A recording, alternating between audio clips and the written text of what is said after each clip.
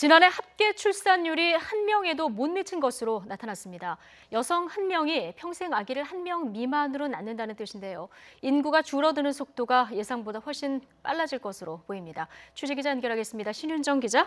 네, 경제부입니다. 네, 지난해 합계 출산율 0.98명으로 나왔다고요. 네, 통계청의 인구 동향 조사 결과 지난해 합계 출산율이 0.98명으로 집계됐습니다.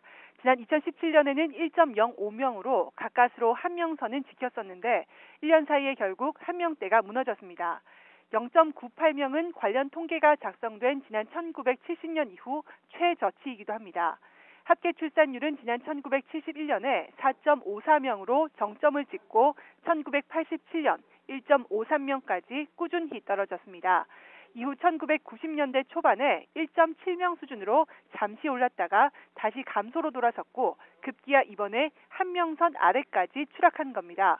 합계 출산율은 여성 한 명이 평생 낳을 것으로 예상되는 자녀의 수로 인구 유지를 위해서는 2.1명 정도는 돼야 합니다. 이에 따라 우리나라 총 인구가 감소하는 시점도 기존에 전망한 오는 2028년보다 빨라질 것으로 예상됩니다. 그동안 출산 장려 정책 계속 추진은 돼 왔었는데 힘을 발휘하지 못했다 이렇게 봐야 됩니까? 네, 그렇습니다. 그래서 정부의 고민이 더 깊어지고 있습니다.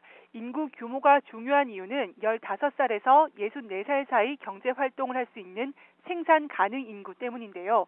생산 가능 인구가 줄면 생산과 소비가 축소되고 자연히 경제 위기가 초래될 수 있습니다. 지난 2006년부터 갖가지 출산 장려책이 쏟아져 나왔지만 현실적으로 오는 2020년까지 합계 출산율 1.5명을 회복하겠다는 목표는 달성하기 어려운 실정입니다.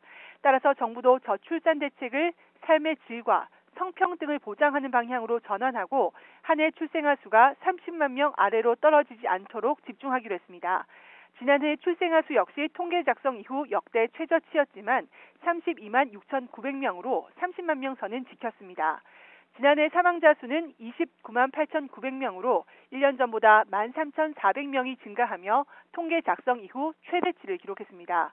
이에 따라 지난해 출생아에서 사망자를 뺀 인구 자연 증가는 2만 8천 명에 그쳤습니다. 지금까지 경제부에서 YTN 신윤정입니다.